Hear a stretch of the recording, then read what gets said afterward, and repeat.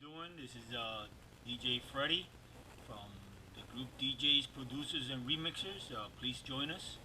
The address is right there in the screen. Is facebook.com/groups/DJs, Producers, Remixers. Please join us. We would love to have you. So I'm doing this video. I had a few requests on how to do one of my newest intros that I created. I'm pretty sure everybody's familiar with it. It's a secret weapon, must be the music. So I'm going to show you I'm going to let you hear, listen to the original track, and then my intro. First I want to play my intro.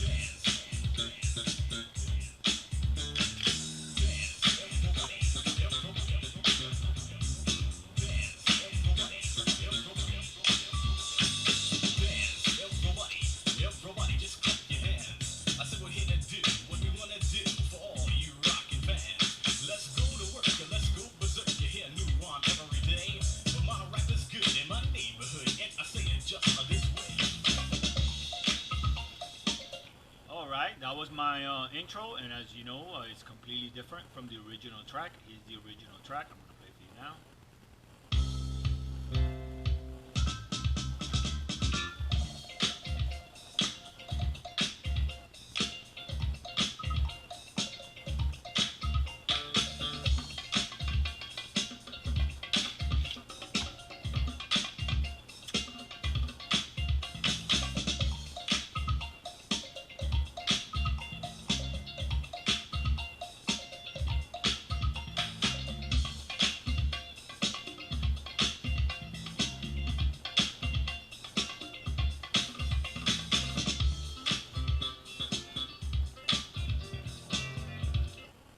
Alright, that was the original track. As you can see, it's completely different. I've I changed a few things. So I'm going to break it down for you.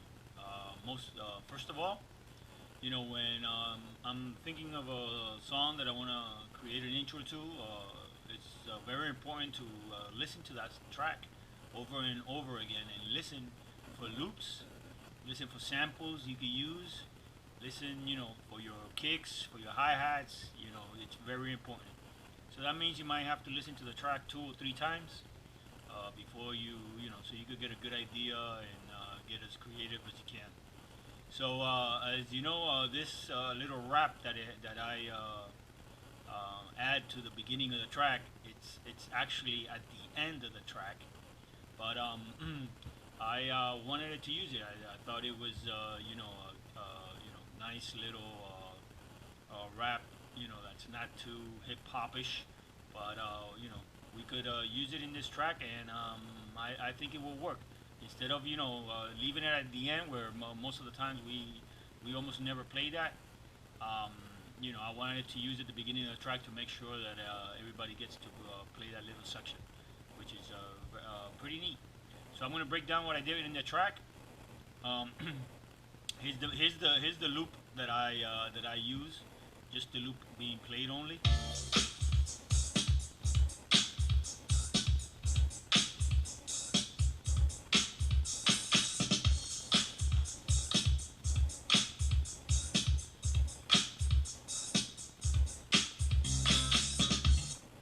Okay, and it actually goes again to another little section.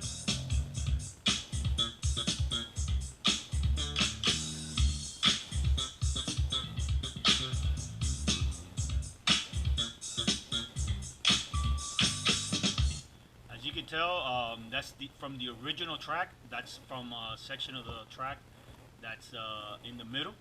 And what I did is I thought it would be neat to use that part of the break and place it in the front, and it actually sounded pretty good.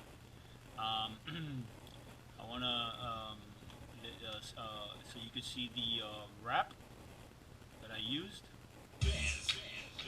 with a ping pong effect.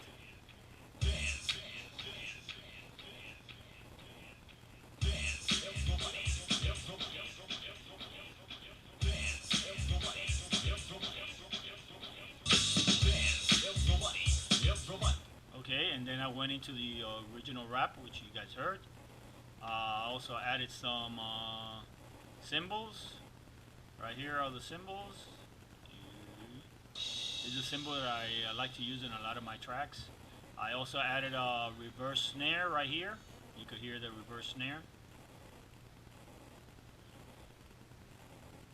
This is a reverse snare that oh, I'm sorry, there you go, right there. And what we wanna do for all you rockin' fans. Let's go to work, let's go berserk to hear new one every. And then I went into the original track, which you're gonna listen to the original track here. That's the original track already. Alright, and now I'll be playing the outro. I kind of like I left this song alone with the I didn't create an outro. I left the break because the break is pretty good.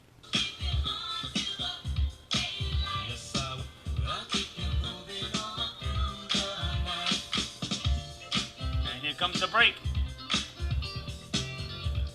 This is actually from the real song. I didn't touch this. As you can see, there are no cuts here. It's the original song.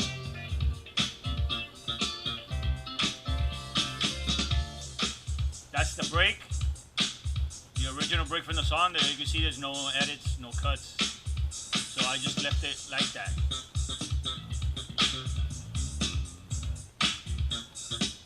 And I ended it with a crash.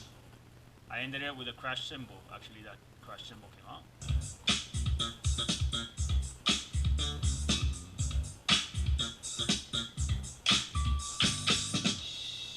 Okay, and just to give it an ending. But it's simple as that. Now I'm going to explain how I created that. So the first thing when that I do when I'm gonna create one of these intros is you always have to warp a track. I'm not gonna go into warping because there's tons of videos on YouTube that will show you how to warp a track. But you can see I warped the whole entire section that I'm gonna use. You can see all my warp markers go all the way to here.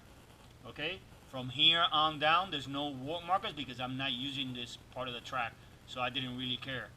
And this song is pretty long. It has like I will have to go all the way over here, and now you're talking about 217 warp markers.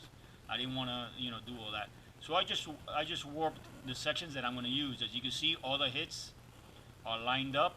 All the hits are lined up perfectly.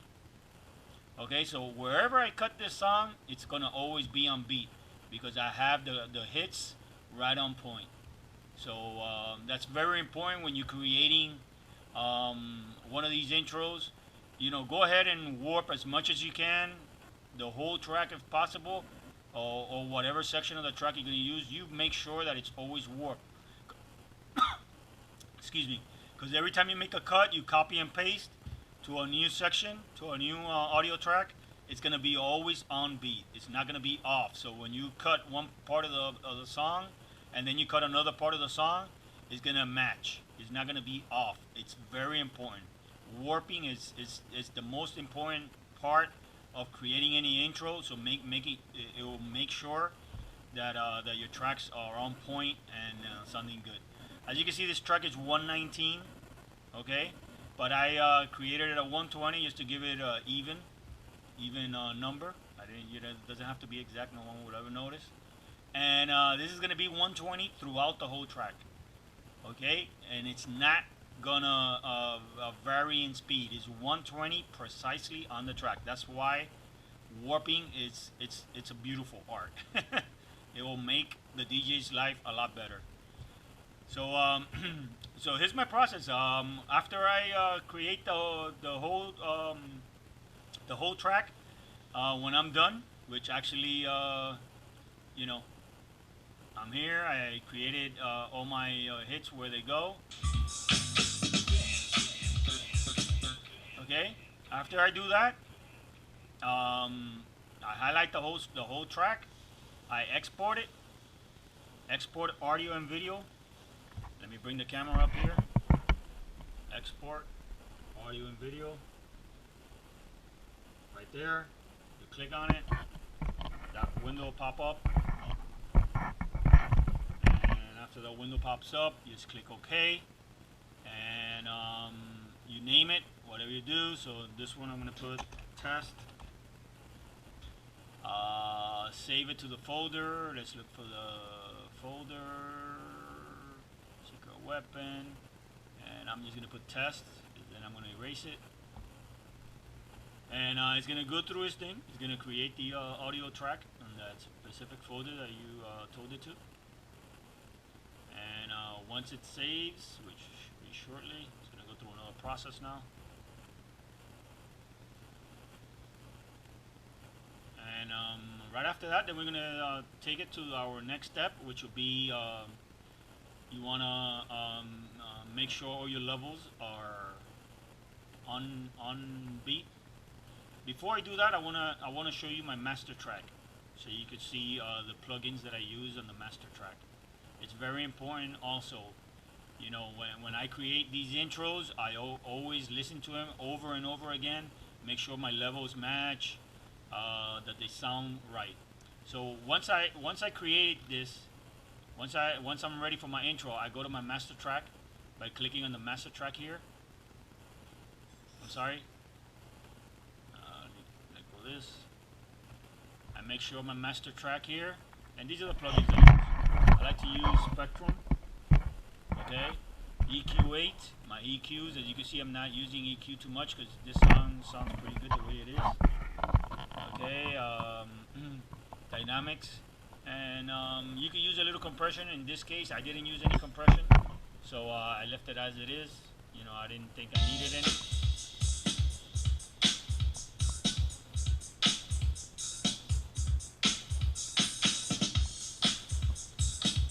Okay. So once that part is over, then when I'm done with that, I want to open up my. In this case, I'm using Adobe Audition, but you can use you know, whichever you feel comfortable with. And I'll bring the track in there. Let it go through his thing. Once it does that, here's the track. You can see the waveforms. This section here is a little bit higher than this section. So what I would do is I'll highlight the whole track. I will go to amplitude and compression, and I will go multi-band compressor. And now in this section, what I'm going to do is I want to put all my levels to match throughout the whole song.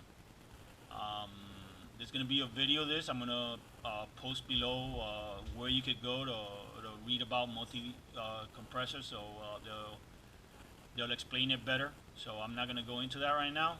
But once you learn that, I'm actually going to compress this song.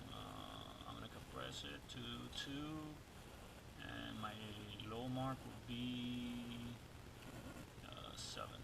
So I'm going to put 7, minus 7, minus 7.0. And I'm going to put here minus 2.0, and then I'm going to press OK, and now it's going to, you know, level out my track. It's going to go through it. Yeah, they go through the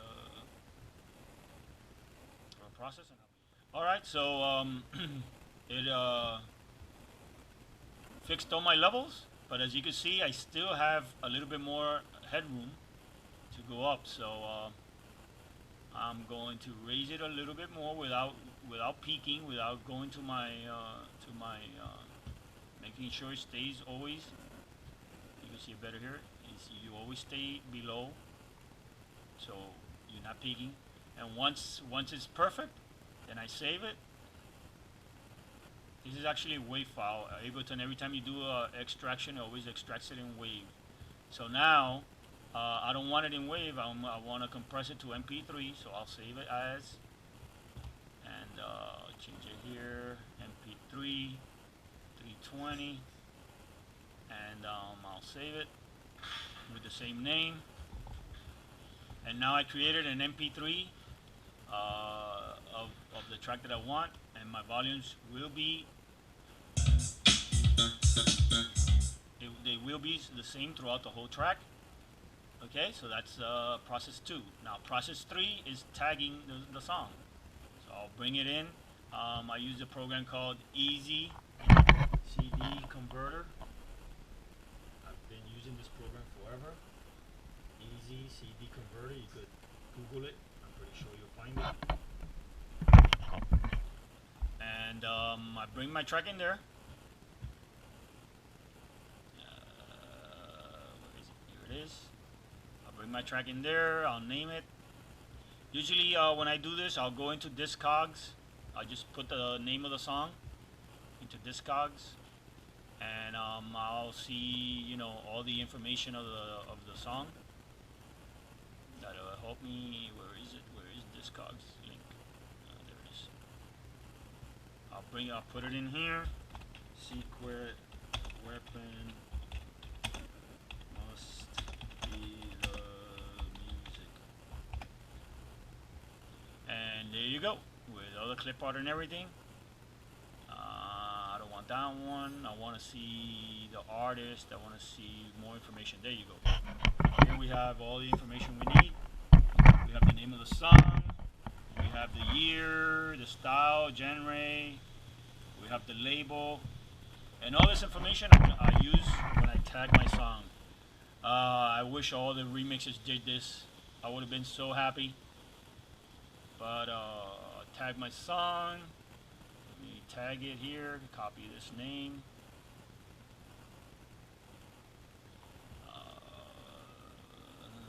So I'll do Control V here. I'll do Control V again. Control V one more time. Let me remove the name of the song here. Just leave the artist. Just leave the artist. Remove the artist here. Album, I usually just put my 12-inch intro version. 12-inch intro. Year, I'll put the year of the song, 1981. Genre, I'll copy the genre from Discogs. So it's funk and soul. I'll copy that. Put it in here.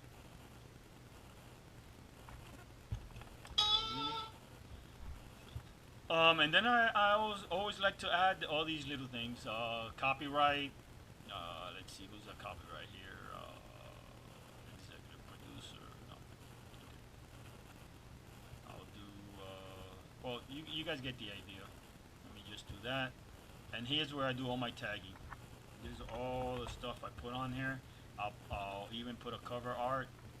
You know, when people buy my intros, you get all that. You know, it looks pretty, it looks, you know, professional, and you know, they really appreciate it. Let me see where my clip art is. There it is. That's my clip art. So I try to, you know, I try to provide as much information as I can. Of course, you want to put on my website, danceallnightdjs.com. Alright, and that should do it. And once I got it ready, I saved the tag. Alright, so the tag is set. Now after that, after the tag is set, I'll bring that song into Serato, which is actually something new that before Serato, I bring in, I want to know the key of the song. So I'll run it through this program that's free also. You can find it on the internet, Key Finder. Just do a Google search for it, you'll find it. Key Finder. I'll find the key of the song. So I'll bring the song in here and run the song so you can find the key of the song. Once it's done, minimize that. Then my final step is bring it into Serato. So it could be Serato ready for all the DJs out there. And bring it in here. And then I'll set all my cue points. Set all the key points wherever I want. So then that way, when someone buys my song, it's already with the key points and everything. All right. So once I bring it into Serato, I'm going to select all my key points. I like my first key point. I will put start. I will go to the 16th count.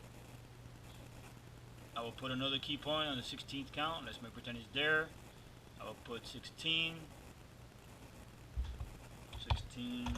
B. I will put another one on 32, wherever 32 is. Right about here. I'll put another one, 32B. And then I'll put a final one where the vocal comes in. Make pretend the vocal is there. I will put another vocal in. And then I will go to the end of the track, and I will put another one on the end of the track, say outro, and then my final one will be at the very end of the track.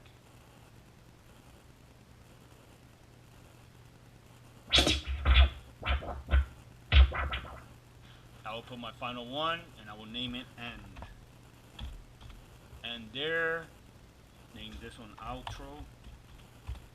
So I name all my key points. As you can see, all my key points there are named.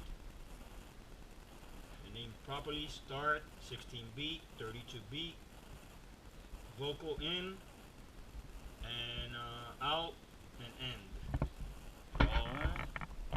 That's something new that I'm starting to do now, and my DJs really appreciate it.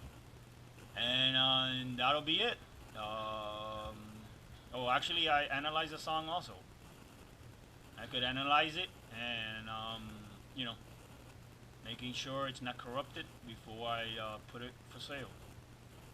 And that should be it. It's ready. That's my final step. And now it's fine. And now it's ready to be uploaded to Legitmix. That's the website I'm using. So hit me up on Legitmix. Let's see if I could bring it up here real quick before I run out of time. There are. Here's a catalog of my songs. These are all my intros. Oops. Those are all my intros right there.